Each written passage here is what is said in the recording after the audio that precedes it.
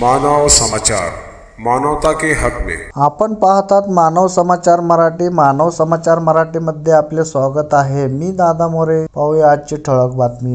येवला नगरपालिका कर्मचाऱ्यांचे धरणे आंदोलन। येवला नगरपालिका कर्मचाऱ्यांनी आपल्या विविध मागण्यांकरिता नगरपालिका कार्यालयासमोर धरणे आंदोलन केले आहे। यावेळी वर्ग 4 च्या सर्व पात्र कर्मचाऱ्यांना शासनाच्या नियमाप्रमाणे कालबद्ध पदोन्नती त्वरित लागू करावी, कंत्राटी कर्मचाऱ्यांना कुशल, अकुशल, अर्धकुशल या श्रेणीप्रमाणे शासनाच्या किमान वेतन नियमाप्रमाणे वेतन 10 तारखेच्या आत देण्यात यावे, 7व्या वेतन आयोगाचा 4था हप्ता देण्यात यावा, वर्ग 4 च्या पात्र कर्मचाऱ्यांना वर्ग 3 मध्ये पदोन्नती देण्यात यावी अशा विविध मागण्यांसाठी येवला नगरपालिका कर्मचाऱ्यांनी नगरपालिका कार्यालयासमोर धरणे आंदोलन केले आहे। अशाच घडामोडी बघण्यासाठी पाहत राहा मानव समाचार मराठी। पण आम्ही नगरपालिका प्रशासनाला 5/12/2023 रोजी पत्र दिले होते की आमची मीटिंग लावा।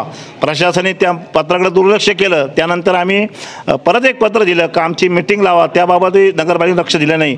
आणि नंतर आम्ही 27/12/2023 ला पत्र दिलं की आमचं 9 तारखेला धरणे आंदोलन कर्मचाऱ्यांच्या विविध मागण्यासाठी करण्यात येणार आहे। त्यानंतर 4 तारखेला 4 जानेवारी रोजी संघटनेला प्रशासनाने पत्र दिलं की सकाळी 11 वाजता तुमची साहेबाच्या दालनात मीटिंग लावतो।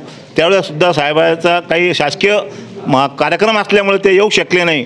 पण त्यांनी आम्हाला विनंती केली की तुम्ही धरणे आंदोलन करू नका। त्यामुळे आम्ही कर्मचाऱ्यांच्या मागण्या समजा लेखी वृत्तात पूर्ण होत असेल तर आंदोलन करण्यामागे आम्ही एक पाऊल मागे आलो। पण संघटनेच्या मागण्या कधी कर्मचारी मागण्या पूर्ण केल्या नाही तर धरणे आंदोलन आम्ही पुढं चालू करू शकतो। साहेबांच्या विनंतीला आणि प्रशासनाच्या विनंतीला मान देऊन आमच्या प्रमुख मागण्या आहे कंत्राटी कर्मचाऱ्यांना किमान वेतनाप्रमाणे अकुशल, कुशल आणि अर्धकुशल प्रमाणे वेतन श्रेणी लागू केली पाहिजे। आणि शासनाने नगरविकास विभागाने त्याप्रमाणे GR काढलेला आहे। किमान वेतन देणे हे कायद्याने बंधनकारक आहे। ते दिलं नाही तर मुख्याधिकारी आणि ठेकेदारावर कामगार कायद्यानुसार कारवाई सुद्धा होऊ शकते। आणि सेवांत कर्मचाऱ्यांची थकीत रक्कम बी बाकी आहे। आणि काही कर्मचारी सेवांत कर्मचारी झाल्यानंतर त्यांना पेन्शन भेटायला 2-2, 3-3 महिने लागते, तरी त्यांचे तात्काळ त्यांना पेन्शन चालू झाले पाहिजे। आणि सर्वंत कर्मचारी जे 1 जुलै नंतर रिटायर झाले होते त्यांना सुद्धा एक इन्क्रिमेंट देण्याबाबत शासनाने परिपत्रक काढलं। त्याबाबत सुद्धा ऑडिटने सांगितलेलं आहे लागू करा, त्याची सुद्धा अंमलबजावणी अजूनपर्यंत केली नाही।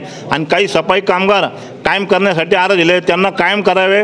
आणि आमच्या भारतीय मजदूर संघाचे 50 ते 60 कर्मचारी सभासद झालेले, त्यांनी त्यांचे वैयक्तिक हमीपत्र देऊन पगारातून वर्गणी कपात करण्याबाबत संमती दिली आहे। त्यांची वर्गणी कपात करून पूर्वीप्रमाणे नाशिक जिल्हा मजदूर संघाच्या नावाने आम्हाला धनादेश द्यावा। आणि अनेक मेडिकल बिलं बाकी काही कर्मचाऱ्यांचे ते मेडिकल बिलं आणि दीपक मोहन जावळे आणि आपले दीपक उमरवाल यांना निलंबित काळातलं वेतन सुद्धा अजून मिळालं नाही। ते निलंबित काळातलं वेतन मिळावं। श्रावण जावळे यांचं निलंबित काळातलं काही वेतन बाकी आहे ते सुद्धा मिळालं पाहिजे।